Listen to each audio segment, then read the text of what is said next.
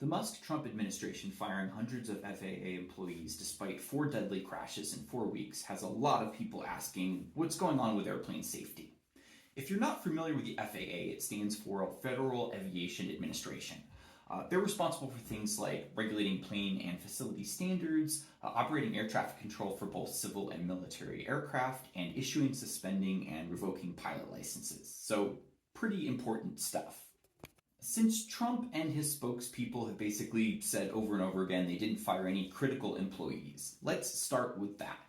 The list of people fired without cause includes engineers and technicians who install, inspect, and maintain critical air traffic control infrastructure. For example, they fired an aeronautical information specialist. This person's job is to plan airplane routes, which you can kind of think of as, highways in the sky. They do mapping work. That definitely qualifies as critical infrastructure. Also on the list were employees who were responsible for tracking and updating the list of new flying hazards, like cranes that were put up temporarily to build buildings, or a new cell signal tower that is recently added and needs to be aware or on the radar for pilots. They also include cutting employees who review and medically clear pilots, and legal teams who monitor and act to keep drunk or reckless pilots from being able to fly. Firing all of these safety-focused employees comes less than 3 weeks after a mid-air collision between an Army helicopter and a civilian or commercial jet over Washington, D.C. that killed 67 people. There's a lot of different stuff going on in the investigation, but from what we know so far, there was just one air traffic controller working both civilian and military flights at the time of the collision. This is the nation's busiest airport, which at peak times sees one flight take off every minute. And since that crash at Reagan National, 7 people have died when a plane crashed near Philadelphia, 10 died when another one crashed in Alaska, and 1 person died when the landing gear on a private plane owned by Motley Crue singer Vince Neil failed as it landed and crashed into another parked aircraft.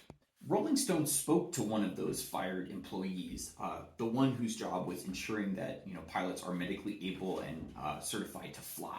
This is particularly important in the midst of an ongoing pilot shortage. The employee had this to say: we were already behind. The pilots already were complaining that there's a shortage in getting their medical certification approved, and it's just going to put that further behind now.